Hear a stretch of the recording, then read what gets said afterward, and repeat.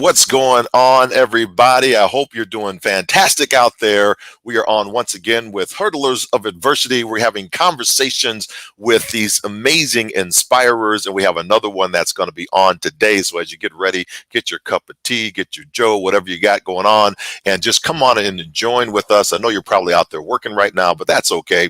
We're going to have the conversation. You can watch this on the replay anyway. And when you do, please subscribe to the channel.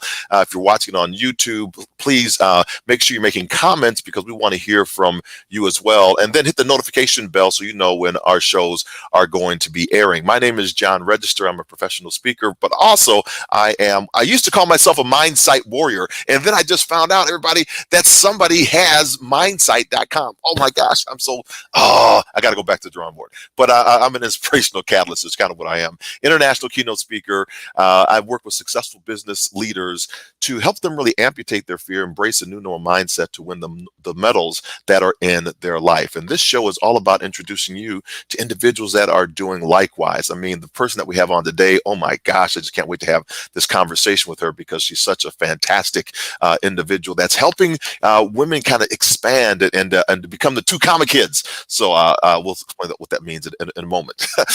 So get out there, visit my website at johnregister.com. Get to all my social media handles. We're on LinkedIn Live. We're on the Facebook group. We're on YouTube as well. And wherever you're watching, listen to, just continue to push it out there. We have the 10 power stories to impact any leader.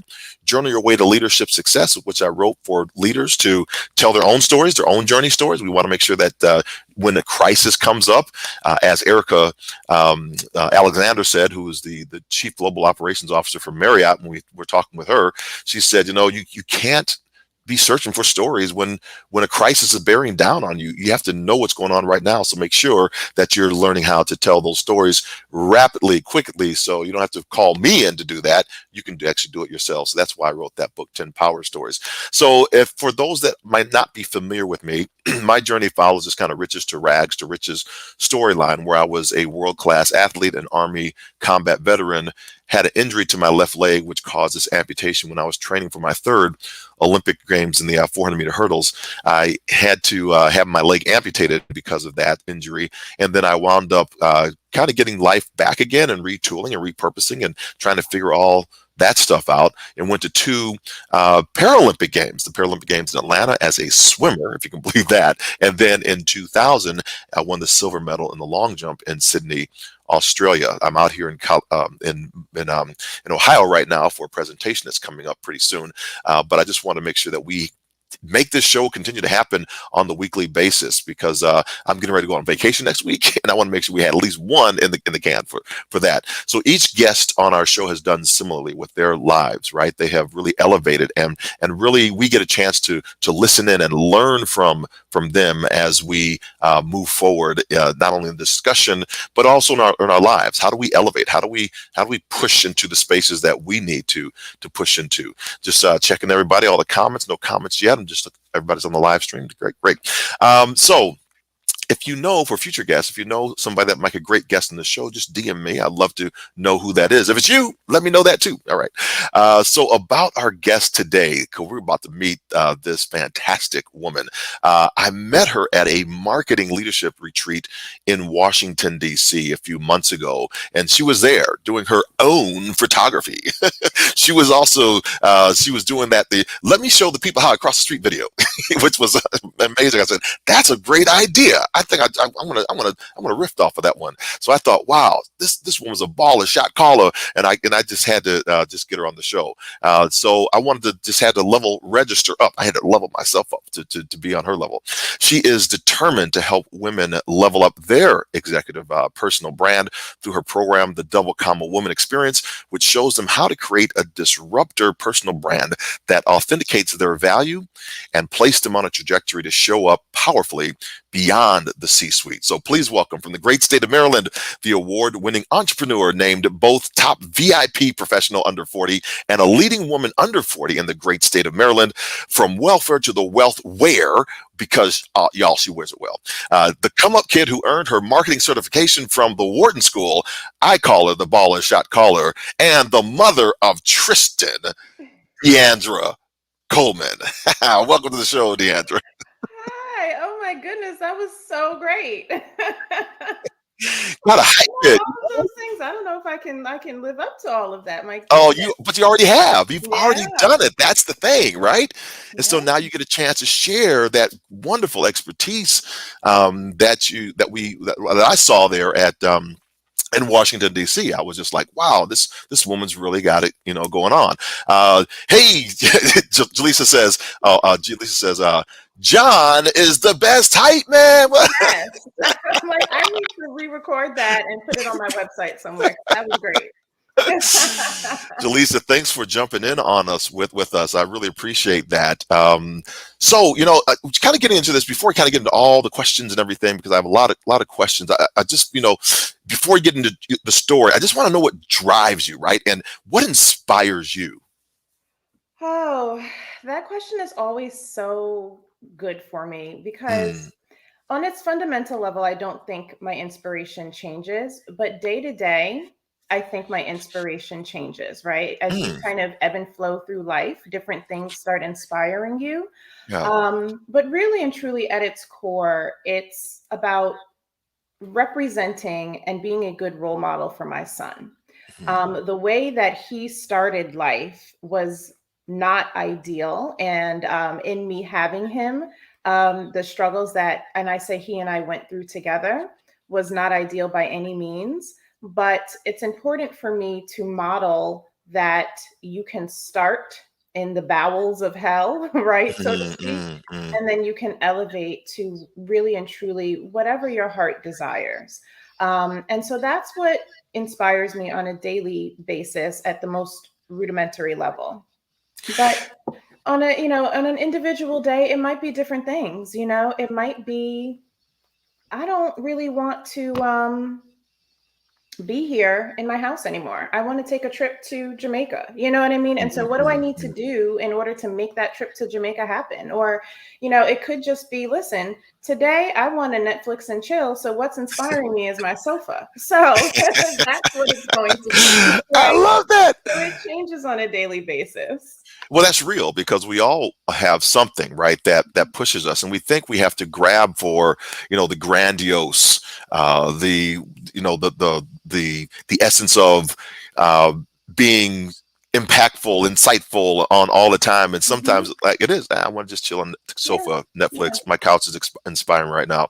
yeah. My bed was inspiring me this morning because Right. I was like, I got to do this presentation. I mean, I want to do the presentation, like, oh, I'm jumped ahead because my wife and I we're about to take off. Right, we're about to go on our vacation, which we have Mhm. planned for like the past 4 months now. So, and it's upon us tomorrow. That's And so great. I'm just like, okay, stay, John, in the moment. Yeah. And so that's, when I have something exciting coming up, it's always kind of difficult for me to kind of stay in that moment because I'm jumping ahead. Yeah. Have you found that? Do you jump ahead, or do you kind of, how do you stay in your moments? Yeah, so that's not so easy for me. I am Mm, a habitual planner, and by nature, I'm a strategist, mm, right? mm, So mhm, my mhm, brain is always on go. It's always figuring out the next move and, responding to this, but figuring out how we pivot and move forward and all of those things. So that does not come naturally to me to mm, stay in the moment. But when I fear that I am too far ahead of myself, I am a meditator. I really love meditation mm, to kind of bring me back center. And even though it kind of goes against staying in the now, visualization, because visualization is about the future and what you're wanting to manifest, right? But it centers me again in terms of where I am right now. And then another thing that I just kind of picked up, I was super resistant to in the past, mm. is journaling. Oh, I've never historically been a writer. It was a tedious task to me to write. But I recently picked up journaling, and what made it easier for me was that I didn't ascribe a schedule to it, which is what I typically try to do to everything. If it's not on my calendar, it doesn't exist. Um, and I just journal whenever inspiration, right, hits, whenever I feel like it, instead of making it something where you're like, you have to do this every single morning, and then inevitably it doesn't happen, and then I feel like a failure. So those are Uh, some of the things that I do.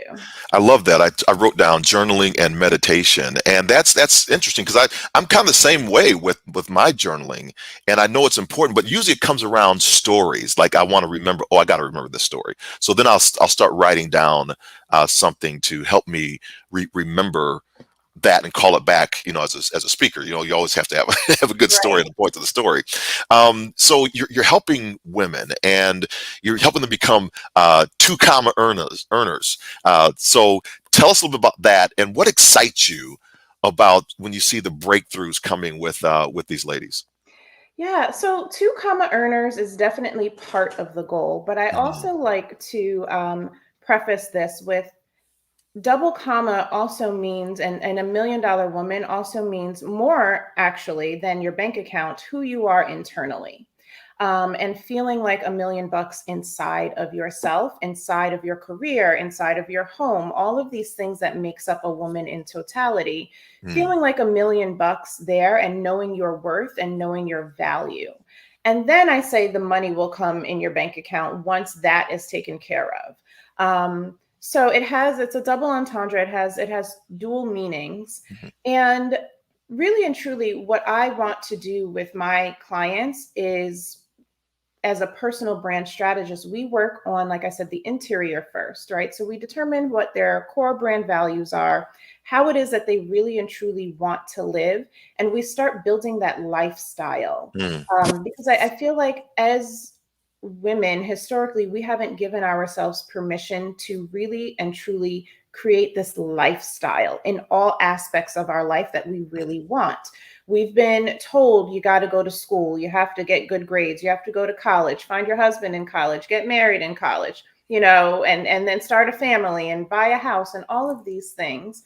But is that curated? Is that really how they want to live? Or is that just what society has said? These are the things that you should do. mm, And so when I work with executive women, what historically has happened is they've been so career focused. They've been so focused on climbing that corporate ladder that they've forgotten about the things outside of work that really and truly matter to them. Or they just say, you know what? My brain doesn't work that way, right? I mm. want all of these things. I want that executive lifestyle, that double comma life, but my brain just doesn't work this way. Like I'm an analyst. Like I'm all over my job and my career and I do really well at it, but when it comes to things beyond the C-suite, hence the name of my company, right? I'm Right, not right. really that great at it. And so that's the work that I do with the women that I work with.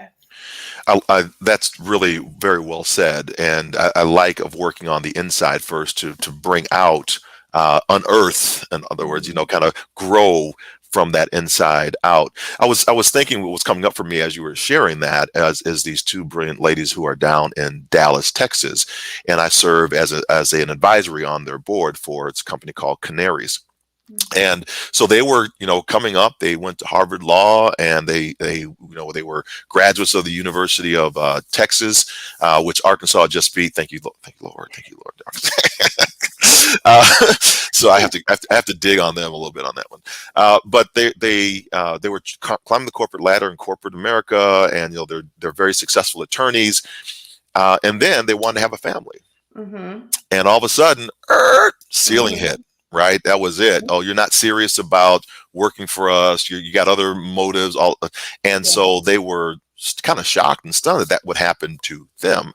So they decided that instead of kind of fighting the powers that be, fight the power that be, they would take that and begin their own company. And so I call their company, what they call their company, Canaries. I call it when Uber meets HR. Right? Mm. It's really interesting, and they're really getting all. They're in the kind of building phase right now, and it's Yeah. really going very well for them. And so, can you explain a little bit, kind of go a little unearth a little bit deeper when that ceiling kind of does hit? You have these dreams, these goals, you want to climb that successful ladder, but you also have this other life that you want to do too. I think with COVID, we're seeing the amalgamation of the two, Mhm. and kind of viscerally. And some people don't even want to go back to work anymore, as far Yeah. as in the office. Can you Yeah. share a little bit about what's your strategies around helping women navigate that? Yeah. So what that is right now is called the Great Resignation, is Yeah, what is right. happening, Mhm. right?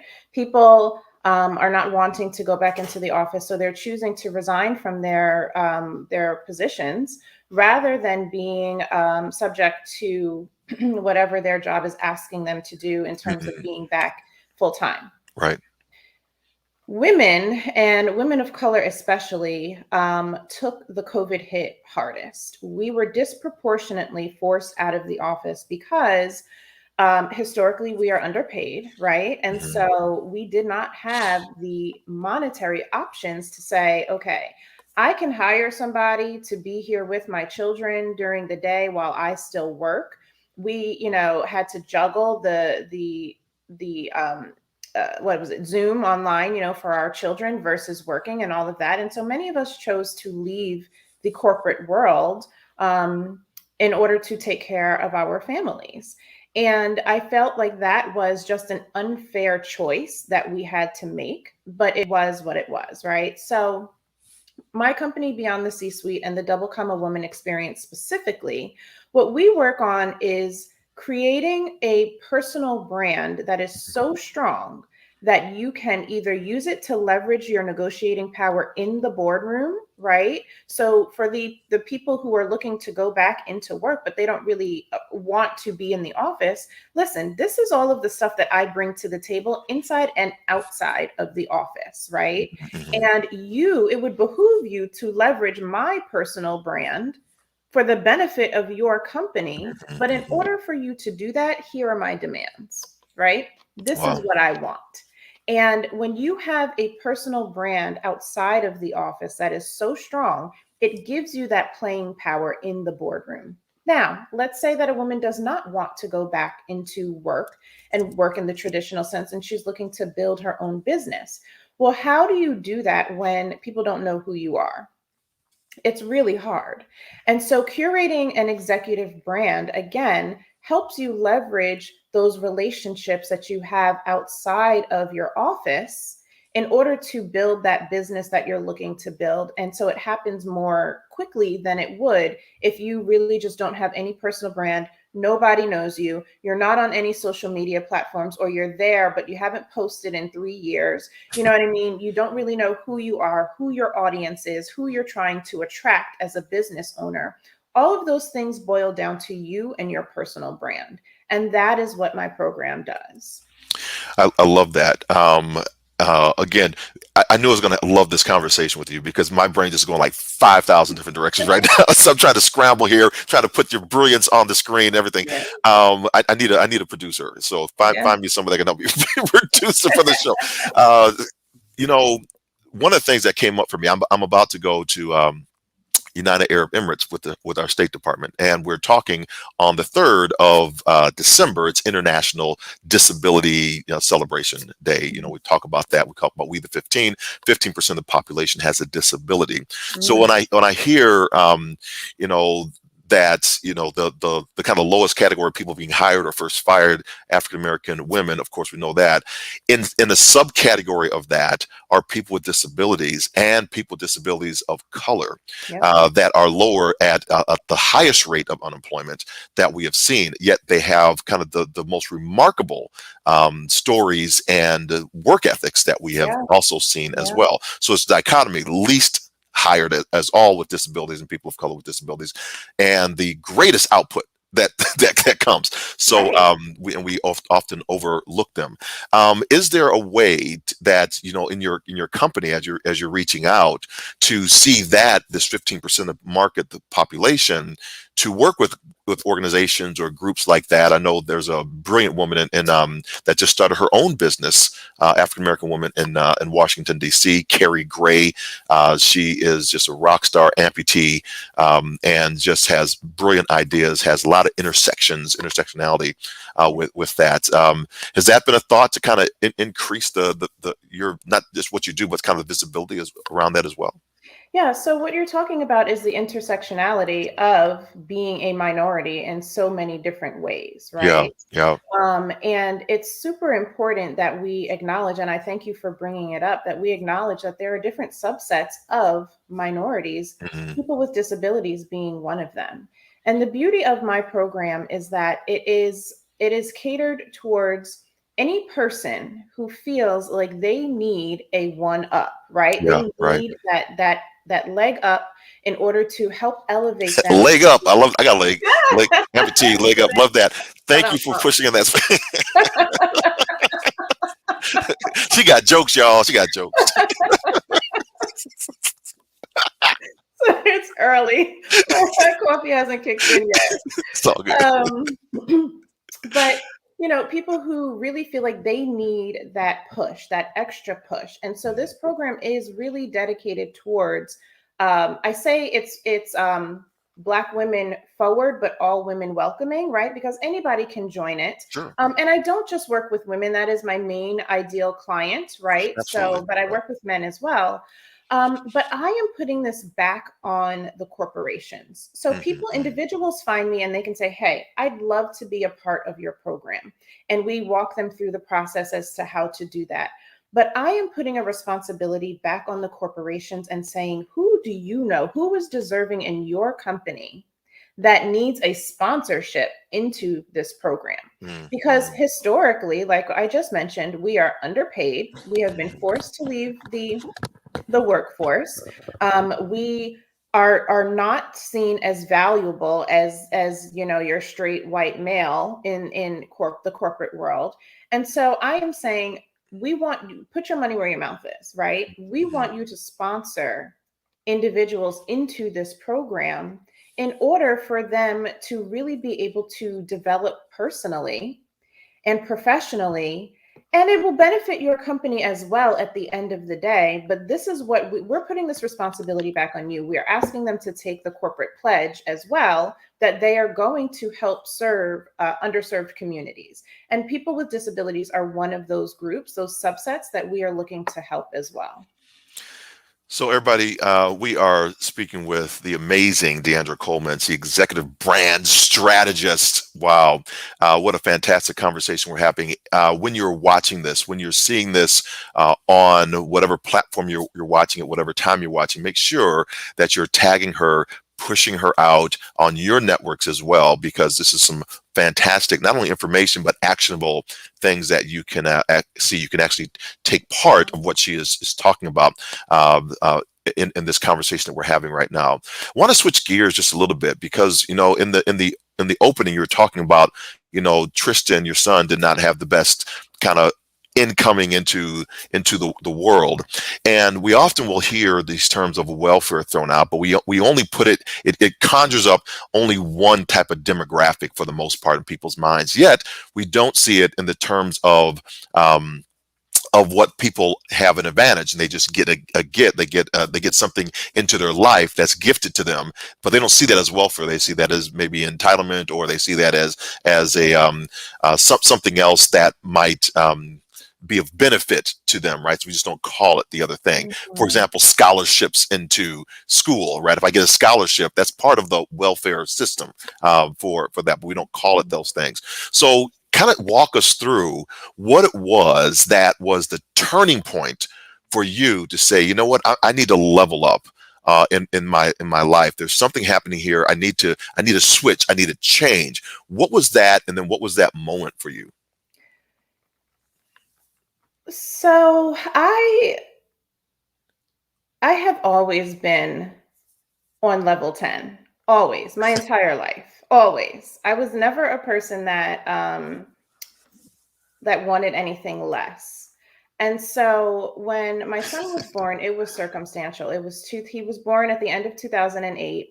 The recession of 2009 was just starting and hit, and I was a byproduct of that recession. I was in a creative industry, lost my job, had a Mhm. brand new child, and so I had to do what I had to do in order to take care of him. Yeah. But it was always in my mind a temporary stop, right? Like it was never a place where I was going to stay. And Hmm. so I went into that with that mindset, although on a day to day basis, it was hard to see the forest for the trees, right? Because things which was just coming so quickly, and I Hmm. could not get my head above water.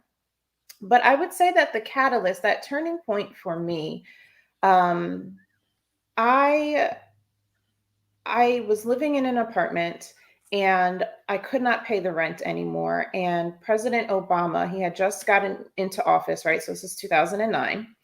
And he had started some program like a rental assistance program. It was not Section 8, it was something different. And Hmm. some kind of way I found out about it. And the caseworker who was helping me pay my rent on a monthly basis worked out of a homeless shelter. And I would have to go and see her and check in with her at this homeless shelter.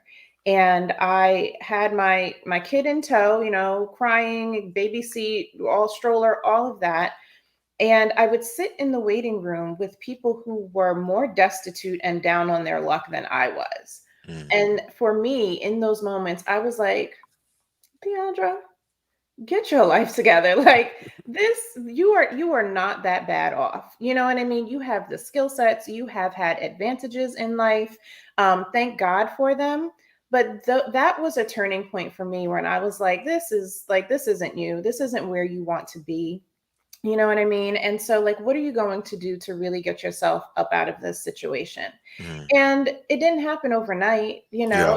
It did not happen overnight. So, 2019, I purchased my first home. So, that is 10 years of struggle, right? Of me trying to figure out how I navigate this child as a single mother, how I navigate finances, how I'm navigating my education, my career, all of these things in order to get to the point where I felt like I could give him some stability in his life.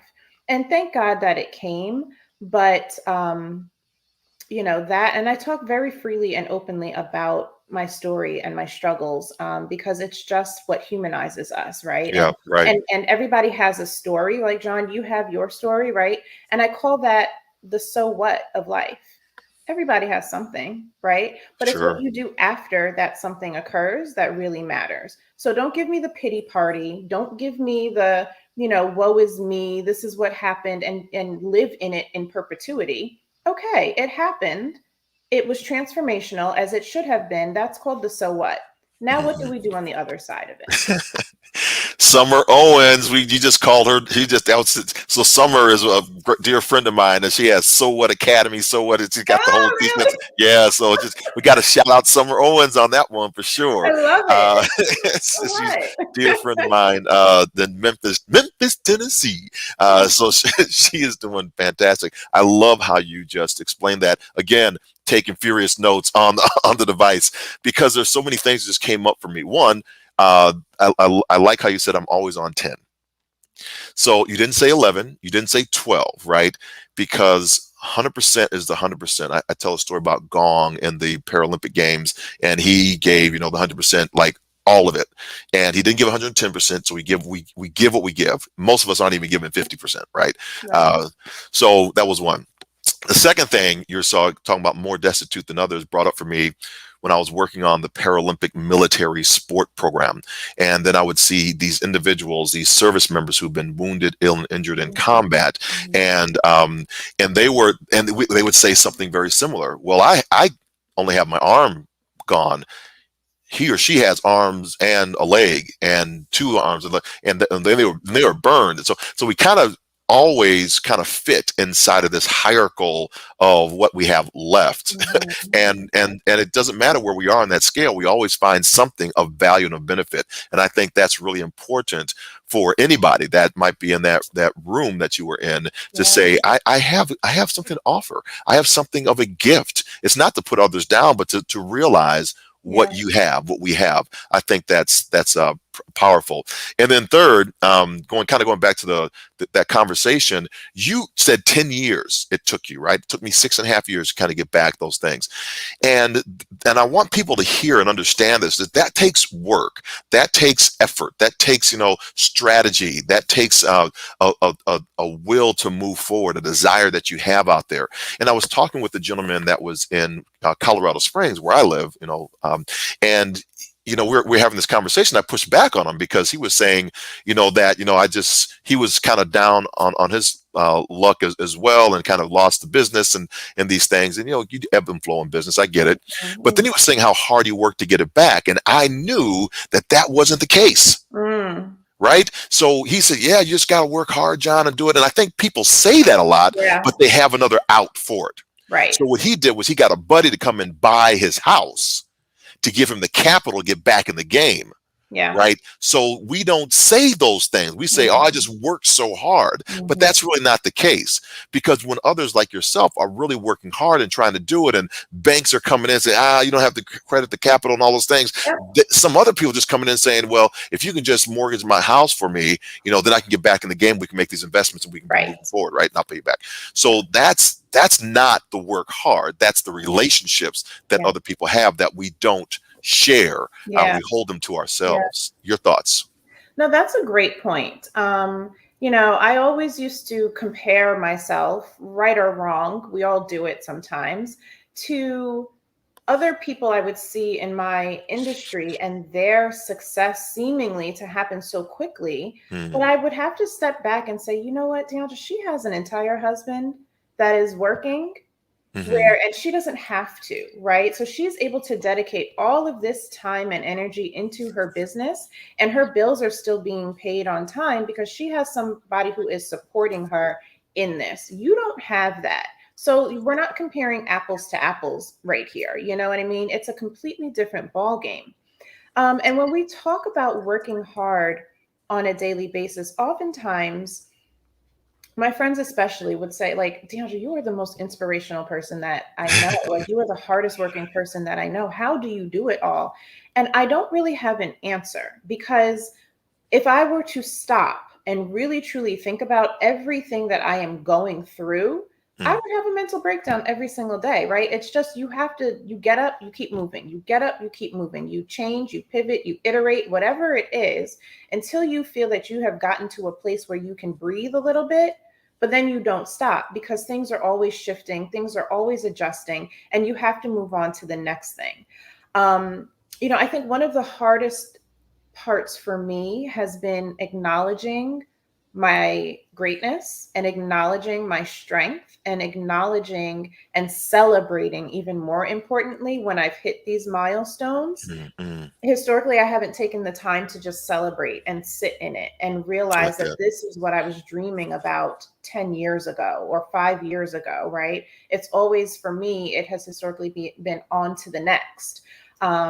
But I'm learning, especially, the older that I get, I'm learning to celebrate these moments and really take inventory and just be. Again, Yeah. I'm not a now person. I'm a strategist. So I'm always thinking about what the next thing is, but taking time to just be and breathe in these moments. Oh, that's so good. As an athlete, a lot of times we will do the same thing. We don't take time to, what I call, recover. So Hmm. we do a very hard workout, and then we're excited about that workout. So then we don't take the necessary proper steps to recover for the next day's Yeah. workout. And Yeah. then eventually our performances start to decline Hmm. because we haven't done the adequate rest. And I think that's why, I'm so excited about tomorrow, leaving out on vacation, Yeah. because Yes. it's a time for respite, right? Hmm. And I wasn't going to do it, right? Because I lost, because of the Delta variant, 4 events in, I think it was August.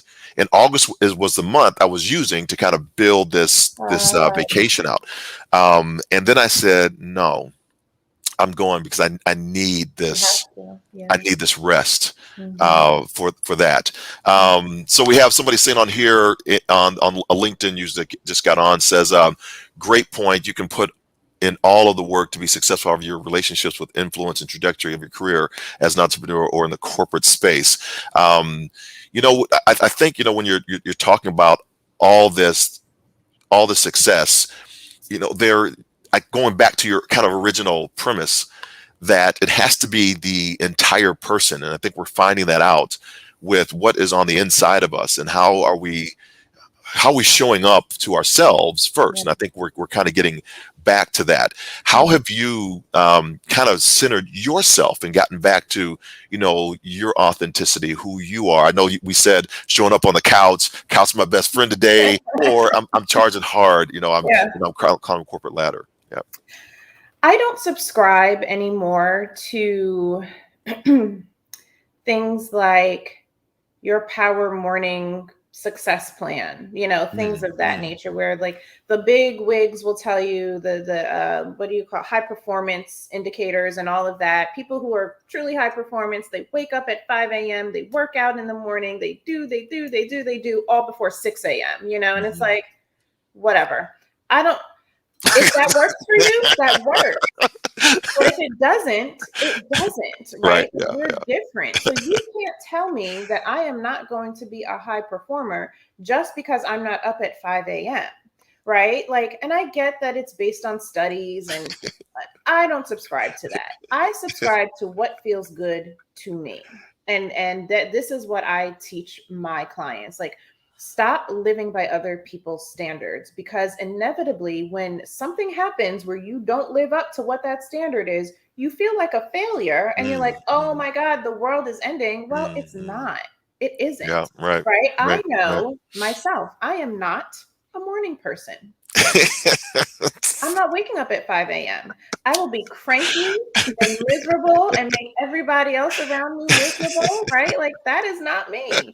Talk to me at night, I'm your girl, right? Like, so there's a difference. Oh, that, So that's one of the things that I've had to learn for myself. Like, stop living by other people's standards and what other people say success is, or what will get you success. Figure it out for yourself. stop living by other people's standards. That's a book right there. Uh, Right. and I'm laughing so hard because my wife are yin and yang. My wife and I. So I'm morning guy, right? I'm up at 4:30, 5 o'clock in the morning, moving fast, and then I'm 3 o'clock in the afternoon. I'm done. I'm just Yeah. like, Yeah. I'm out. Do not talk to me after 3 o'clock in the afternoon. But all my ideas they generate, and that's just been a part of my life. I was up throwing as a kid. I was throwing newspapers at Yeah. 4:30 in the morning. I was going to school at 7:30, and Right. everything was done. Yeah. By 3. So my Mhm. wife, opposite. Yeah. She's ready to start talking at 10 o'clock, and I'm just like, you want to have this conversation now, and it's not going to happen. We got to meet in the middle somewhere because why did you staying asleep when I got to tell you this thing? And I'm like, okay. Oh, you can stay awake for everybody else. Can't stay awake for me. I'm like, I'm out. So, so I think just kind of knowing where we are, how we can kind of meet in the middle, right? Right. Because if Yeah. I do the same thing to her. Why we just got to go. We got to go now. It's just like 7 o'clock in the morning. It ain't Yeah. happening. Not gonna happen, right? So, Know thyself. You have to know yourself, you know? And it's so true. So that is the one thing that I have kind of just taken off of my plate and given myself relief from. And I've really honed in on what it is that works best for me. yeah, right. And so that is the one thing that I can say to people, like, just stop it, especially, I think, like you said, people are recalibrating now Yeah. since COVID has happened, and it's more about what they want for themselves internally first, and um, how they can achieve that. The second thing, which is it's newer for me, is that my son is actually living full time with his dad now. Mhm. And so I have gotten back all of this, like, copious amounts of free time. And I'm like, what? I thought I was a more interesting person. Like, what do I do with all of this time? And so I am rediscovering the things that I I love that. not able to do, especially when he was younger, when I was struggling financially, and all of those things. And now it's, I'm 40 now, and it's like, so what do I do now with all of this free time? I've come to know myself really well in this age of 40 plus, and I feel really good. And so now it's just a journey of self discovery. And I would say to people, don't be afraid to find yourself again, right? Like, reinvention is the spice of life, I say, and you get Mhm. to choose to reinvent yourself whenever you feel like it. So what does that look like for you now? Wow, I love that. I'm laughing again because we got so much in common here. When COVID hit, I was home, right? I'm working from the house. I'm working from the office, and I liked it. I'm Yeah. like, wow, I'm liking this. I don't have to Mhm. go on the plane. I'm in my own bed at night. Yeah. And I thought I was going to be like freaking out, and I found I'm a hermit. You know, See? I don't need anybody around me. I could just chill in the basement and I'm Yep. good. Yeah, I that's don't so need anybody. funny. So that's what I discovered. So I'm always itching to get back home or get away. And Mhm. not that I don't like folks, but I'm just saying I just didn't Yeah. realize. I thought I was an extrovert. I'm really an introvert. Yeah. Oh, You yeah. know, See, that's I, important. I'm more introverted than I am extroverted. Yeah. I've always found I can hang out by myself. I mean, it's okay. There might be other people, but I can hang out by myself just Mhm. fine. I Yep. don't need anybody else to be around, and I Yeah, can feel just be happy just with that, right? exactly. Wow. So let's get into this. I want to get these 10 questions I have for you. Well, actually, probably 9 or something. Really, we're gonna shift the camera a little bit. Ooh. Gonna come later. Ah, dun, dun, Oh, that dun. was It's gonna be close up tight. We got got to it. look at your facial features now to see how you are going to respond to these questions. All All right. right, let's All do it. right. How do you explain what you do to an 8-year-old?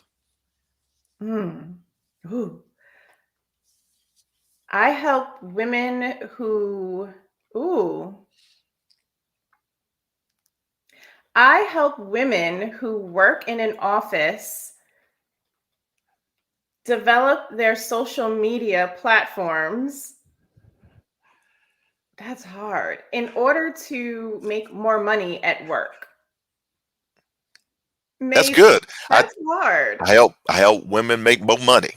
Yeah, I help women make more money. Well, yeah, I'm pushing towards that. Favorite meditation spot? My bed. Love it. Okay. If I was in the bed, I would not be meditating. I'd be out. I As lay soon as I start yeah, meditating, my I'm bed. gone. I'm sleeping. Um, who do you call first when you have great news? Hmm. Okay, this is going to be a little longer of an answer because it used to be like my dad, but I've changed that. I sit with it first, Hmm. right? So I Oh, so call it's you. myself. Call yourself. Yeah, I that's do. cool. Yeah, absolutely. That's great. M&M plain or M&M peanuts? Peanuts. Well, we can still be friends. Mountains or the beach? The beach. Okay. Favorite. Okay. No one is going to see me eat this snack. What's the snack?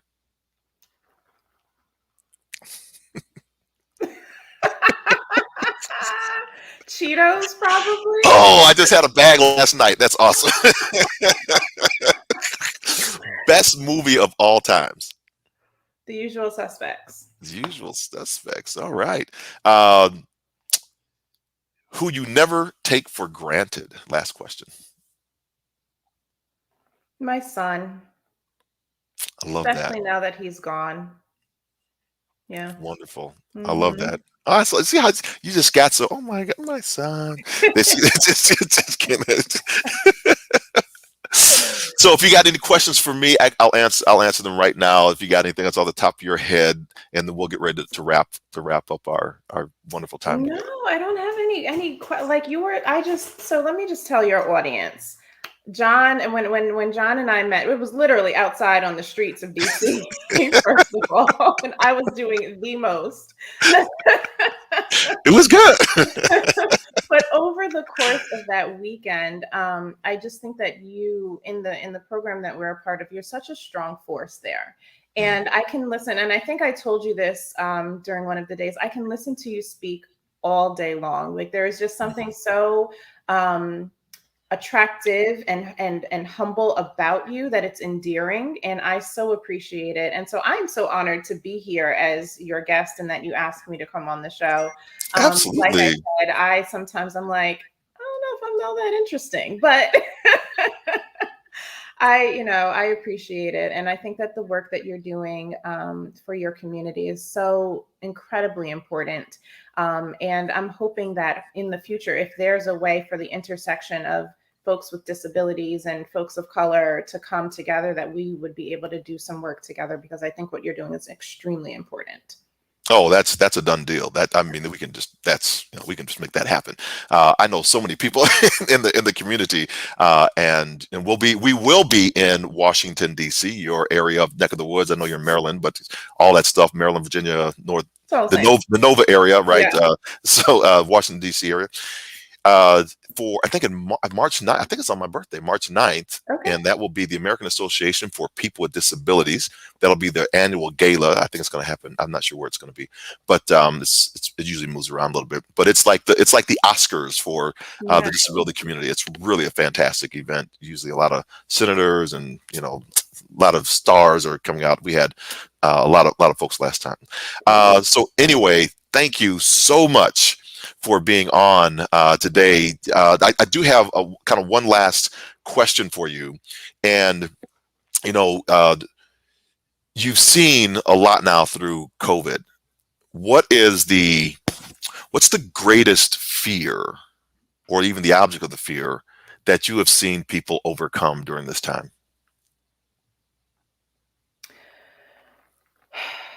Being with themselves. Mm, mm, I think that people mm, don't know how or did not know how to just be with themselves without all of the extra hoopla going on that mhm, masks who mhm. they really are. Wow. And I think that it has shed a light on things that people love about themselves and things that people really are like, I need to change some things because I thought that I was one way, but I'm finding or I have found that I am this way. Yeah.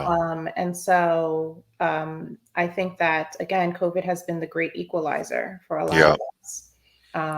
But that is what I would say. Being with themselves has been the one thing that people. It was a mirror. It was a mirror being with yourself 24/7. Yeah. That's a brilliant answer.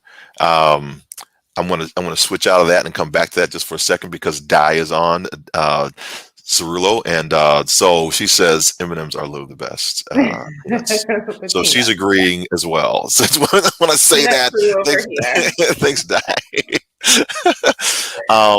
Living with ourselves has been, it is an eye opener, right? And a lot of times, what I say now in my presentations, one of the things I was not struggling with, but really trying to understand kind of viscerally where people were in their life journey. And that was, why were we looking at others or societal impacts to drive our decisions instead of looking inward to who we are? And so I came up with, when our truth outweighs our fear, we will commit to a courageous life. Yeah. If the fear outweighs the truth, we don't live a life of regret. We live a life of justification, Yeah. Hmm. right? And so that's I love how you just said that. So that's really great. So Deandra Coleman, thank you so much. Want to stay on for just a second? I'll wrap the show up, and then we can have a quick little chat afterwards. Okay. But thank you. I really do appreciate you being on and your wonderful insights on our show today. Thank you, John. You're absolutely welcome. That's it, everybody. Wow, isn't that fantastic? I told you they're all good shows. I mean, that was just absolutely masterful, right? I think the whole thing when we're talking about this whole fear to freedom model, coming into ourselves, not looking at somebody else. Deandra said it just perfectly, that we need to look at ourselves. So that does it for another episode of Hurdlers of Adversity. I'm on KPPF Radio now, streaming on the Podbean. So that is the show that's coming up. I haven't done it for the last 2 weeks because I've been on the road. So I got a great host that's on. Mike is doing that show from right now. Once again, 10 power stories to impact any leader. Journal your way to leadership success. That is out there on Kindle. Join our Facebook group. It's facebook.com/groups with an S/Mindsight Warriors. So be on that. And then remember, I love this quote by Anais Nin. She says, "And the day came when the risk to remain tight in a bud was more painful than the risk it took to blossom." Wow. So you are the inspirations. Inspirations are the catalyst to motivation. Motivation in turn causes actions. Actions lead us to transformational results. And those results, they re-inspire us, or they allow someone else that's watching to catch the vision. We will not be on next week because I'm going to be in Aloha, oi. I'm going to be out, y'all. So come back on the week after that. We'll have another fantastic guest. So thanks so much for watching. Thanks so much for tuning in. Make sure you're posting, sharing, subscribing to this. Put the notification bell on so that you are alerted every single time that we are on with our fantastic guests on Hurdlers of Adversity. We'll talk to you soon. Bye for now.